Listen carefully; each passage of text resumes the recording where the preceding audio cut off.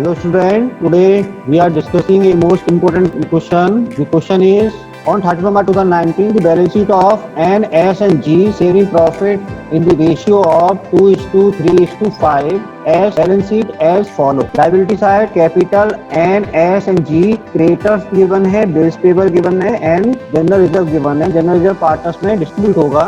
And asset side cash at bank, debtor, less provision, stock, land and building, plant and machinery, जीस loan, one partner का loan दिया हुआ है. कोई बताएगा बेटा ये जीस लोन ऐसा साइड में दे रखा होता तो ये क्या शो कर रहा है? जीने फर्म से लोन लिया है. जीने फर्म से लोन लिया, very good. Next patent and profit and loss account दिया हुआ है. ये डेबिट बैलेंस और प्रॉफिट एंड लॉस है बेटा, पार्टनर्स में डेबिट साइड में डिस्ट्रीब्यूट होगा. On the same date G retire from the firm and the following adjustment were agreed upon that an amount of rupees 6,000 including sundry debtor be written off as no longer receivable. ये bad debt हो गया 6,000 rupees.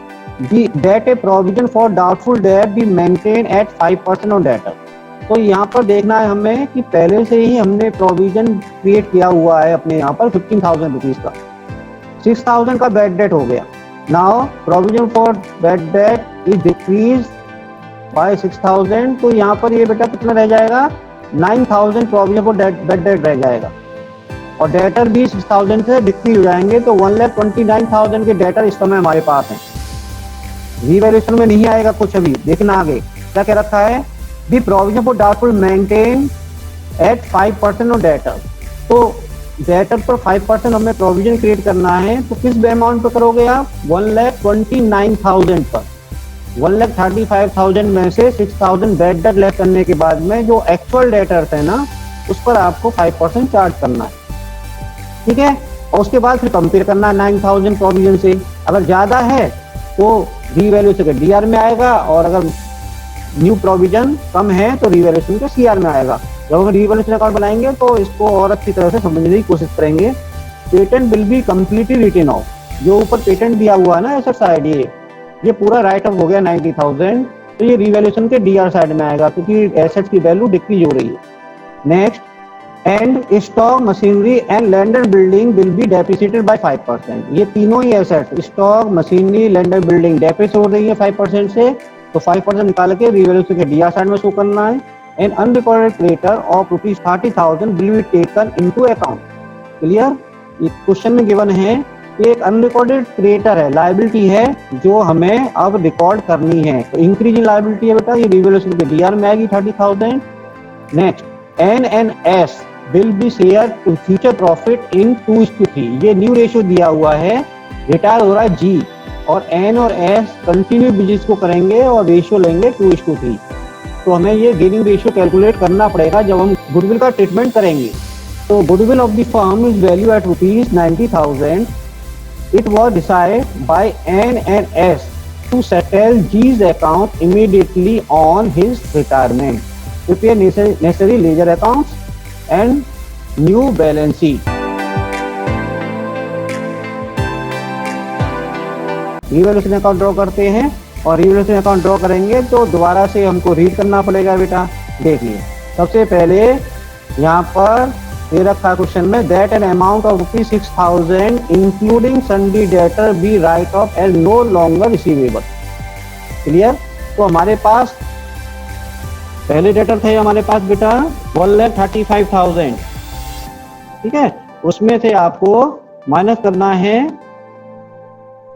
6,000 equal to हो जाएगा बेटा debtor रह गया 1,29,000. Debtor के बाद आएगा provision. Provision for doubtful debt and provision for doubtful debt is also decreased. Amount था हमारा प्रोविजन 15,000 बैलेंस शीट में शो कर रहा है, लेकिन इसमें से 6,000 हमारा प्रोविजन राइट ऑफ हो गया क्योंकि बैड डेट इसमें से खत्म करना है. तो now provision will be at this movement 9,000 rupees. ठीक है. ये हमारा है, लेकिन न्यू प्रोविजन क्रिएट करना है. Now new provision will be created. ठीक है, कितना क्रेडिट करना है? 5% ऑन डेटर, तो डेटर इज आवर 1,29,000, ठीक है, एंड मल्टीप्लाई बाय 5%। देखना बेटा 5%, सो 6,450 आ गया बेटा। अब देखिए कंपेयर करेंगे आप, हमारे पास provision for doubtful debt, old provision कितना 9,000, लेकिन अब हमें कितना करना है 6,450, तो 9,000 ज्यादा है ना, हमारा ओल्ड प्रोविजन ज्यादा है। अब इसको डिक्रीज करना है, 9,000 था ओल्ड, 6,450 अब है, तो हमें कितना लिखना है? जब प्रोविजन कब करते हैं तो रिवैल्यूएशन के सीआर में आता है, तो बाय लिखोगे by provision for doubtful date, yes doubtful debt. Amount कितना लिखना है बेटा? इन ब्रैकेट देखो 9,000 प्रोविजन माइनस 6,450, 1,550। नेक्स्ट पॉइंट पर हम लोग जाते हैं, patent will be completely right of, ठीक है। तो पेटेंट देखिए, पेटेंट इज गिवन, क्वेश्चन में कितना दिया हुआ है 90,000, डिक्रीज होगा तो रिवैल्यूएशन के डीआर में आएगा, तो टू पेटेंट 90,000 रिवैल्यूएशन के डीआर में लिखना है आपको। फुली राइट ऑफ हो रहा है बेटा, है ना। नेक्स्ट पॉइंट देखिए आप लोग, स्टॉक मशीनरी एंड बिल्डिंग, ये भी डिक्रीज हो रहा है, टू स्टॉक अकाउंट लिखना तो लिख लीजिए, अच्छी बात है, अकाउंट लिख लोगे तो सबके साथ, and to plant and machinery, plant and machinery and to land and building, building account लिख लोगे तो ज्यादा अच्छा है ना, यहाँ भी अकाउंट लिख लो, अच्छा है। देखिए अब इसमें 5% ये 3 ऐसे डिक्रीज हो रही है, stock machinery and land and building. तो देखिए स्टॉक देख लीजिए आप, स्टॉक 1,50,000 का 5% करेंगे तो ये अमाउंट आने वाला है बेटा कितना 7,500, क्या 7,500।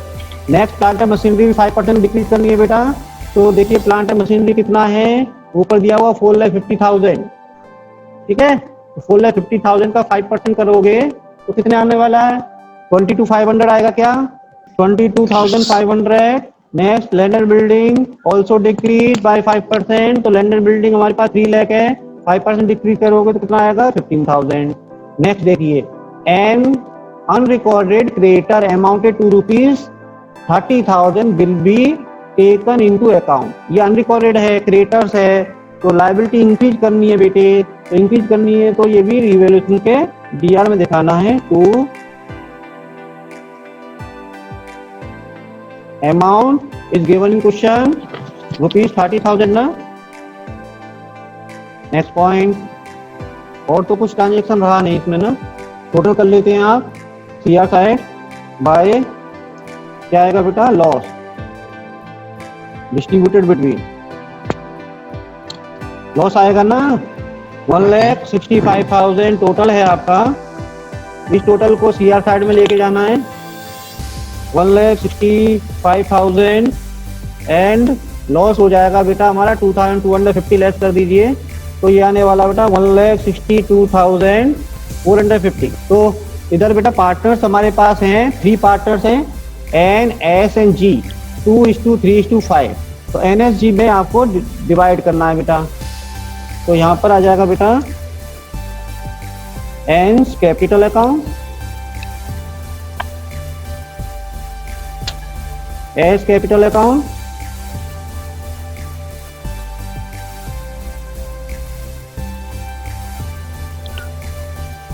And last one G capital account.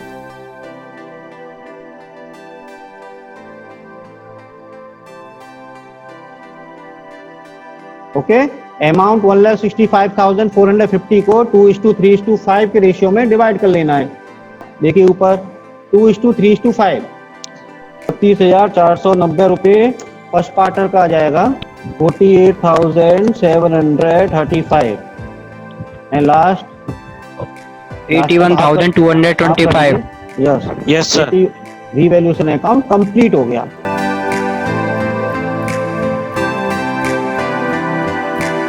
CR side by balance BD, balance dot down amount. Question में देख लीजिए कितना कितना है। क्वेश्चन में है 2,25,000 फर्स्ट का, 2,25,000 फर्स्ट का आ जाएगा बेटा। सेकंड का आने वाला है, देखिए सेकंड का 3,75,000, 3,75,000 एंड लास्ट वन 4,50,000, 4,50,000। नेक्स्ट देखिए बेटा, क्वेश्चन के अंदर बैलेंस शीट में देखेंगे जब 90,000 को 2:3:5 के रेशियो में पार्ट में डिवाइड करना है तो CR साइड में bye general reserve.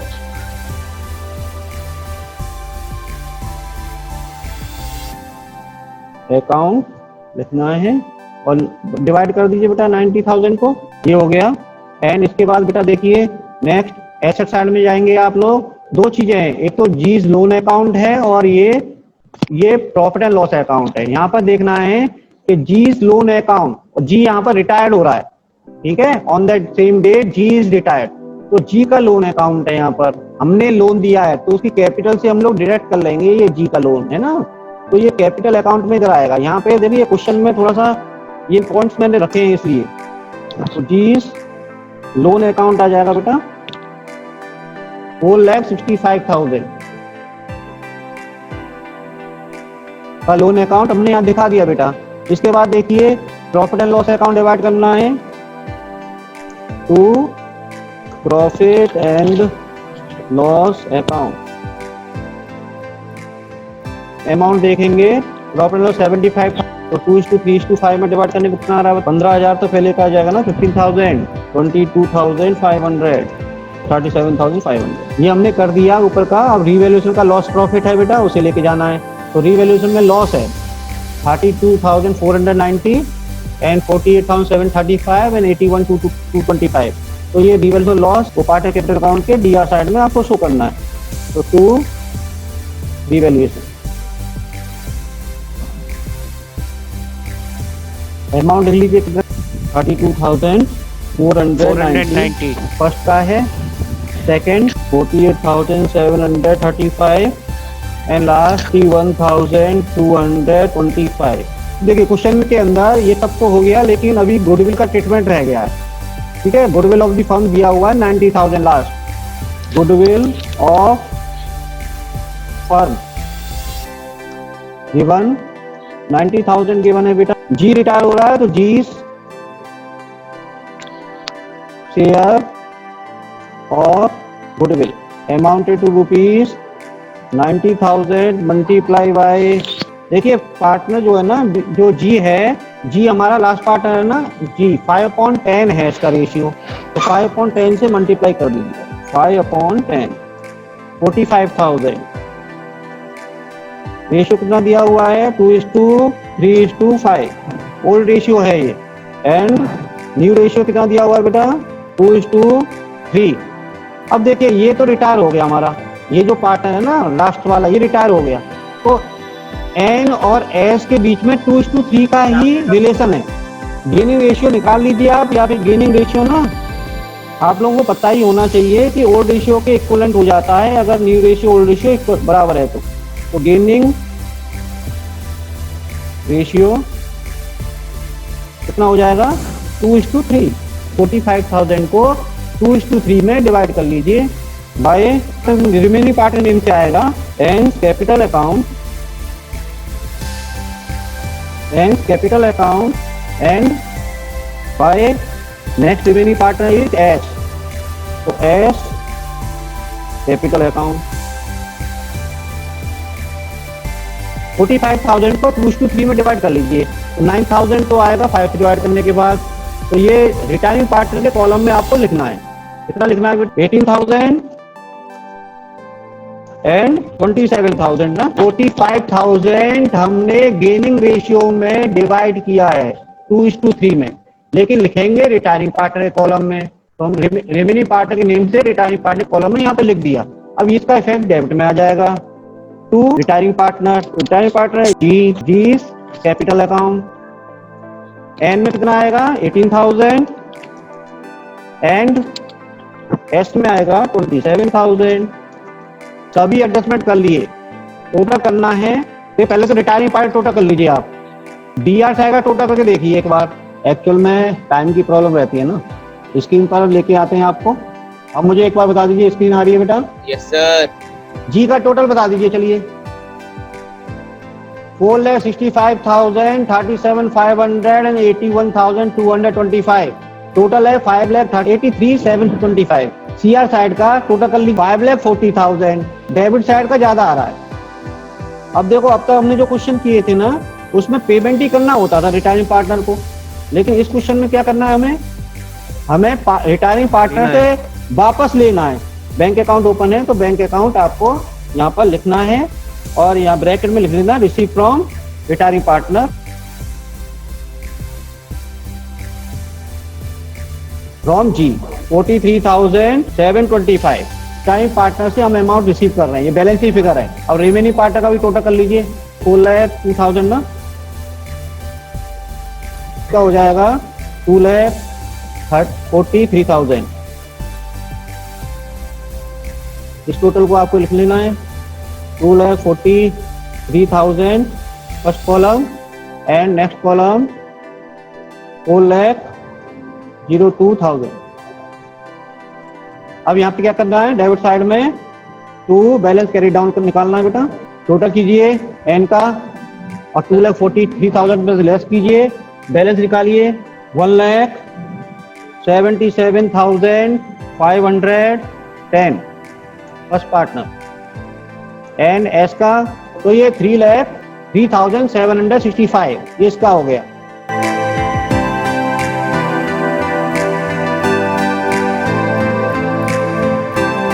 Balance sheet में आ जाते हैं हम लोग, बैलेंस शीट बनाते हैं। बैलेंस शीट में कैपिटल अकाउंट, ठीक है। कैपिटल अकाउंट्स में हमारे पास एक तो भैया एन रह गए, तो एन कैपिटल उसका टोटल आ रहा था 1,77,510। S capital account amount is 3,03,765। Total is outer column, तो टोटल आने वाला बेटा 4,81,275। बैलेंस शीट में क्या क्या चीज दे रखी है, creditor, bills payable and general reserve. तो इसमें से ना क्रेडिटर एंड बिल्स पेबल हमारे पास आएंगे। तो यहाँ पर हम लोग बैलेंस शीट में आ गए बेटा। बैलेंस शीट में क्रेडिटर एंड बिल्स पेबल यहाँ पर लिख दे, creditors and bills payable amount. Creditors amount कितना है बेटा इन ब्रैकेट, देखिए क्रेडिटर गिवन है क्वेश्चन के अंदर 4,65,000 गिवन है बेटा। यहाँ पर 4,65,000 गिवन है, तो 4,65,000 में आपको ना ऐड करना है कितना अमाउंट, बोलिए कितना अमाउंट 30,000। वो अनरिकॉर्डेड क्रेडिटर्स है उसको और ऐड कर देना है। मैं यहाँ पर आपको शो कर रहा हूँ, आप लोग जरूर नहीं शो करें। 30,000 ऐड करने के बाद में 4,95,000। बिल्स पेबल में नो चेंज 1,05,000 है, तो 1,65,000 की रहने वाला है।